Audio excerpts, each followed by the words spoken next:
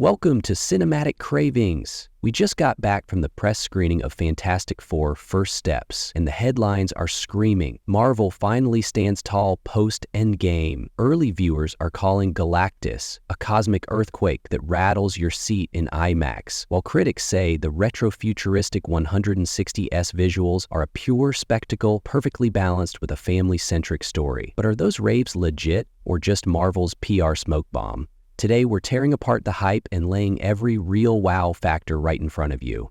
Before we dive in, though, I'm counting on a few likes, folks. You know the drill. If this video doesn't get engagement, it doesn't get pushed. Don't be lazy, smash that like button so we can keep making content like this. Let's get started. Spark number 1. The 3 takeaways everyone's talking about. 1.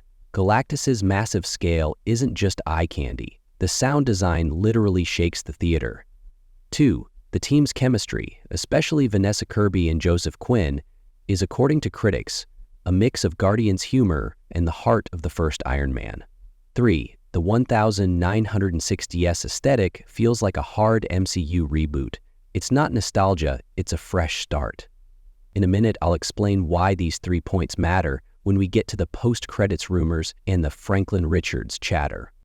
But first, that giant purple silhouette in the trailer, yeah, that one, paired with Ralph Ineson's gravelly voice, is too big to fit the IMAX screen.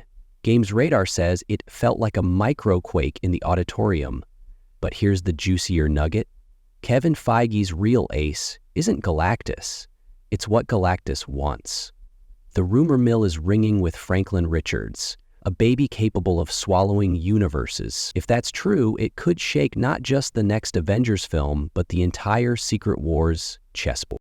Hold tight, it's confirmed that the post-credits scene was shot by the Russo brothers. That single detail alone means a direct pipeline to Avengers Doomsday. But how many characters are in that scene? 2 reliable leakers say a masked figure walks toward the camera. Dr. Doom? Or a magnetic doorway to the X-Men?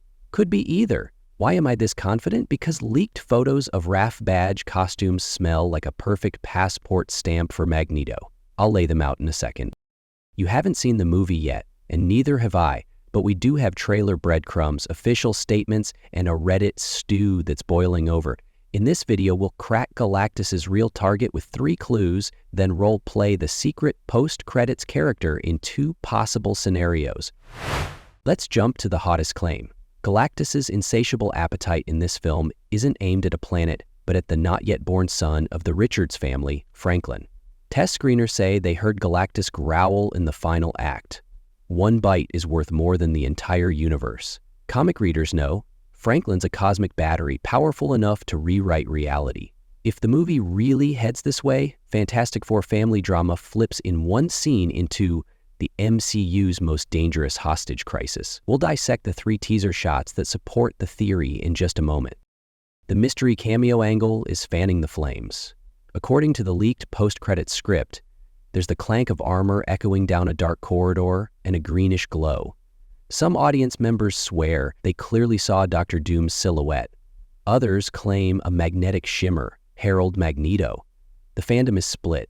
Is that geometric embossing on the gauntlet a Latvian crest or an X-Men logo? We'll freeze frame the shot and see which details strengthen which theory. This ambiguous cameo is ready to act as glue for Marvel's upcoming slate.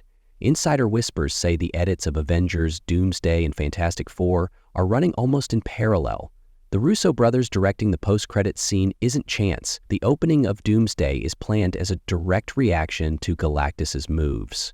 That turns the First Steps finale into more than an ending. It's a massive MCU prologue. Marvel is stapling story layers together, translating binge-watch logic to the big screen in 1 fell swoop.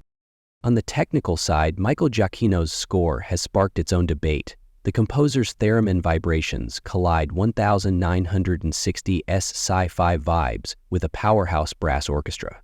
Critics say that even under giant CGI set pieces, those analog frequencies leave a retro yet dust-free taste. Visually, it's the same duality, pastel color palettes balanced with bursts of lens flares. The Guardians' fun meets Oppenheimer gravity comparisons aren't random. The style isn't polishing nostalgia. It's engineered to feel like a brand new start.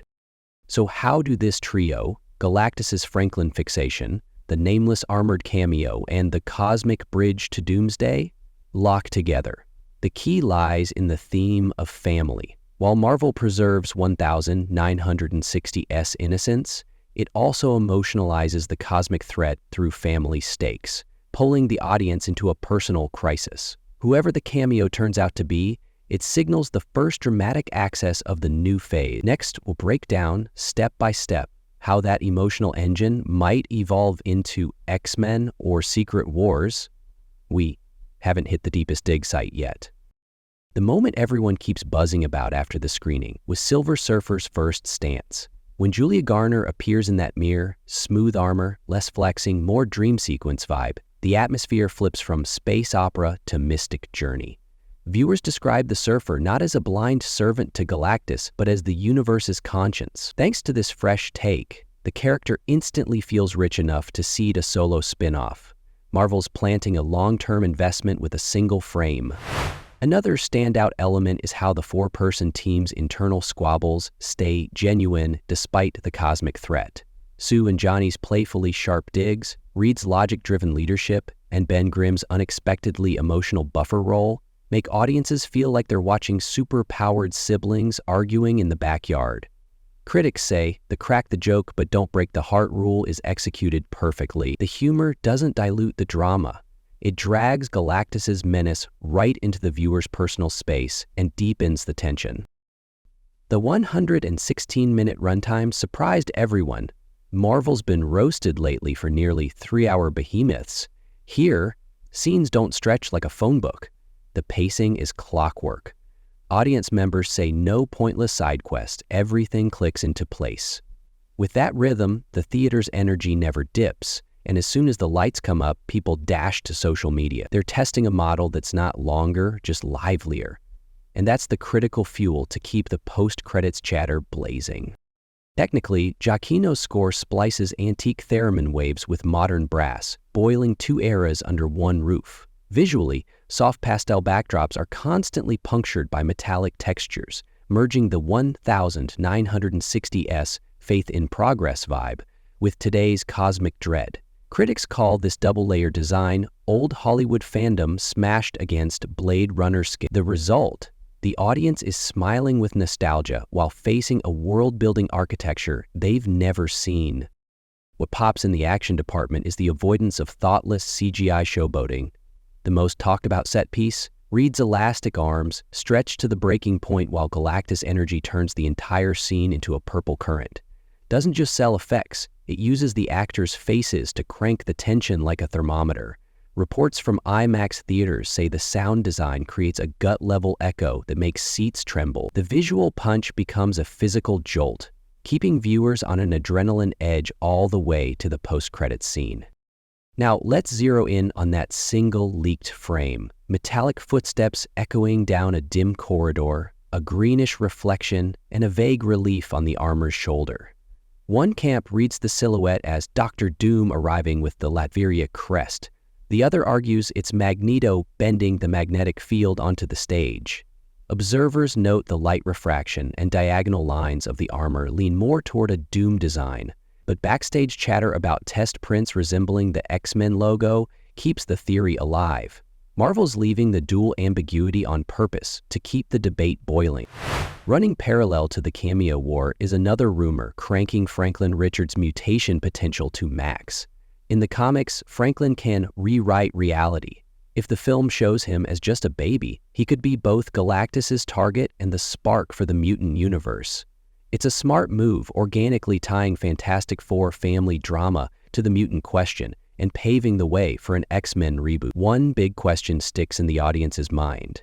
Will Marvel play such a massive card now, or plant a seed for later movies? The third headline item is the Avengers Doomsday connection. The Russo brothers directing the post-credits scene points to a synchronized handoff to Doomsday. Insiders whisper that the cosmic chaos caused by Galactus will domino straight into Doomsday. With this strategy, Marvel hooks viewers into 3 projects, with one movie, a Fantastic Four follow-up, Avengers Doomsday, and a potential X-Men arc. The studio's taking a risk, but creating multiple curiosity nodes at once, pushing engagement charts to the ceiling. Of course, no perfect picture exists. Critics share a common concern that the tonal balance won't satisfy every viewer. Retro colors and family banter might feel light to some, they say. The action-hungry crowd could get impatient during the emotional beats. On the other hand, strong character bonds supposedly prime the audience emotionally for the final cosmic crisis. The combo of short runtime, tight editing, and emotional investment turns the film from just eye candy into an experience you want to share. That's exactly where Marvel's plan to deflect recent criticism kicks in. Now it's your turn. Is Galactus really after Franklin, or has Doom already stepped onto the stage in secret? If the Magneto theory makes sense to you, tell me why. Early signal for mutants, or just a distracting red herring? Drop which scenario you believe in and why in the comments. We'll put the strongest arguments under the microscope in the next video. If you found this breakdown useful, tap that like button and subscribe for more deep dives. See you in the next one.